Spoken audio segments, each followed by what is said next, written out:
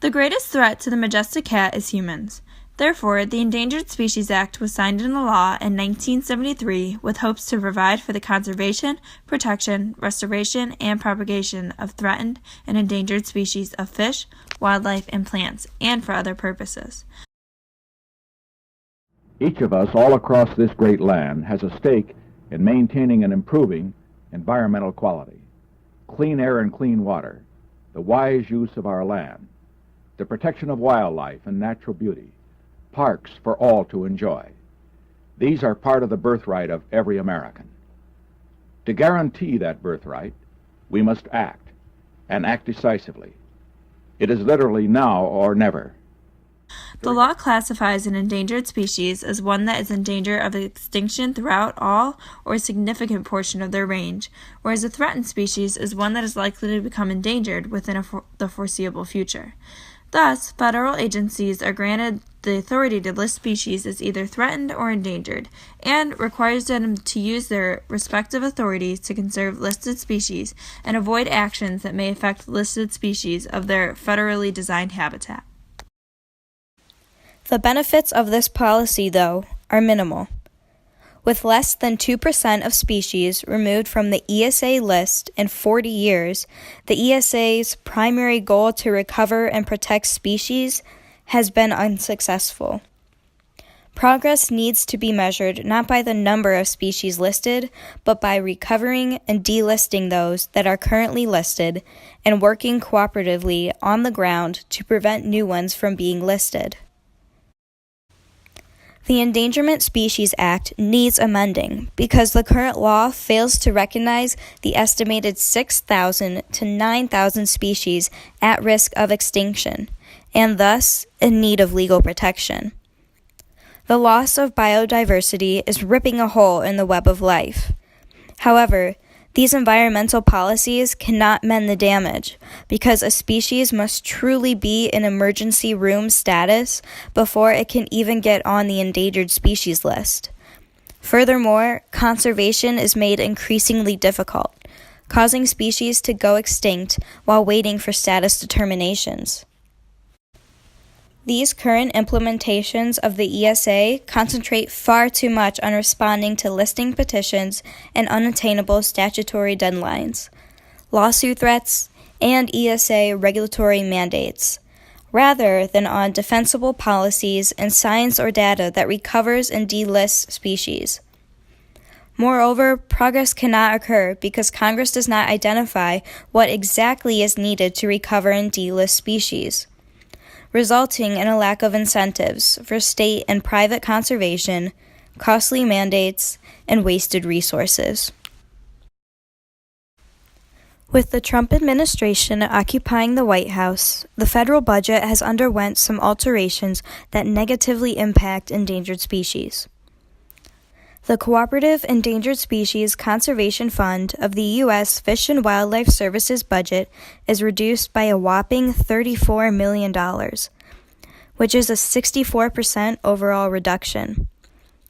This fund has been instrumental in partnering with federal and state agencies to work towards recovering plants and animals listed under the Endangered Species Act. Funding for foreign endangered species is also reduced by 19%, as well as the funding for the Endangered Species Listing Program by 17%, despite the fact that as many as 500 animals and plants are on the waiting list for proposed protection. Looking ahead, the President's 2018 budget request for this service comes down to $2.8 billion, including the current appropriations of $1.3 billion. This request is a decrease of $202.9 million when comparing it to the 2017 CR baseline. This budget does, however, include the $1.5 billion available under permanent appropriations. Most of these are already provided directly to the states for fish and wildlife restoration and conservation. Our policy is overseen by the Environmental Protection Agency and the executive branch. The administrator under Trump's presidency is Scott Pruitt, but the former administrator during Obama's term was Gina McCarthy. Scott Pruitt manages this policy by administering environmental laws in an attempt to inherit a better and healthier environment. Recently, Pruitt has been working with the Attorney General in Oklahoma to talk over the state's water resource concerns. The overall mission of the EPA is to protect human health and the environment, which implies that they are constantly making decisions that will benefit both the environment and humans. The House Committees on Natural Resources plays a major role when it comes down to endangered species. Congress made a list of 5 criteria to state what is unjust for the endangered species: impacts to the species' habitat or range, overuse of the species by humans, disease or predators, inadequacy of existing legal protections, or other natural or man-made factors affecting the species' continued existence. Species are able to be delisted once they recover or are able to get out of danger, but only after the notice and comment rulemaking procedures have been completed. The listing decisions are subject to judicial review and can be overturned if the agency failed to articulate a rationale for the listing or failed to follow procedures. The National Association of Home Builders versus Defenders of Wildlife was ruled by the Supreme Court in 2007.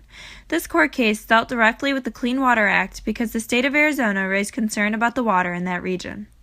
The Environmental Protection Agency, also known as the EPA, was worried that Arizona was going to violate Section A2 of the Endangered Species Act. This section prohibits agencies from taking actions that will possibly jeopardize endangered species. The EPA consulted with the Fish and Wildlife Service to get a better understanding of their stance on the issue. The Supreme Court made the decision that the EPA's concern was not arbitrary, even though it was internally inconsistent. The defendants appealed the case, and the court granted the decision to a lower court. The Endangered Species Coalition works with congressional allies today in an attempt to defend bills and riders that may undercut the Endangered Species Act. There is a possibility that these legislative attacks could deter citizens from taking action which will hold the government accountable. The government would be directly affected if the species are not adequately protected, especially since the Endangered Species Act was passed. In the past, wildlife issues resided with the states but is now partially shared with individuals and the national government. Although there is dual federalism, the state governments have the most control over these issues because the wildlife problems are confined to state boundaries. Wildlife management can be very complicated when the species range over territories beyond a state's boundary. In this case, governmental regulation may be regional or national. The local, state, and national governments all have powers regarding this policy depending on the situation. Black Jaguar White Tiger Foundation is a special interest group founded in 2013. Their mission is to rescue big felines from cruel circumstances and provide them with the best lifestyle possible. They try to give every animal life governed by love and respect. The foundation also works to educate people to respect all living beings and treat them with kindness, especially through their dominant social media presence. This is a story about a tiger. Every day she goes off to search for food for her family. The young tigers are looked after by their mother. They don't understand about danger yet, like the danger from poachers, which is why only about 3,000 tigers still live in the wild. When Mother Tiger goes looking for food again, she suddenly hears a twig snap.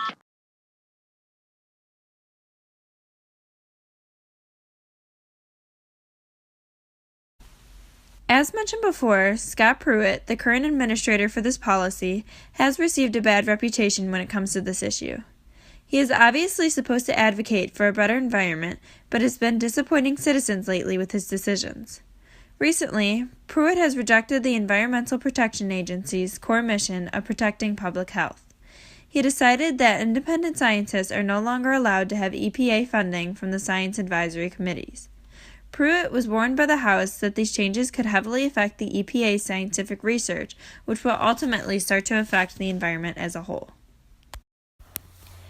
The General Assembly of the International Union for the Conservation of Nature and Natural Resources proposed a resolution in 1969 to have international efforts help to save the tigers.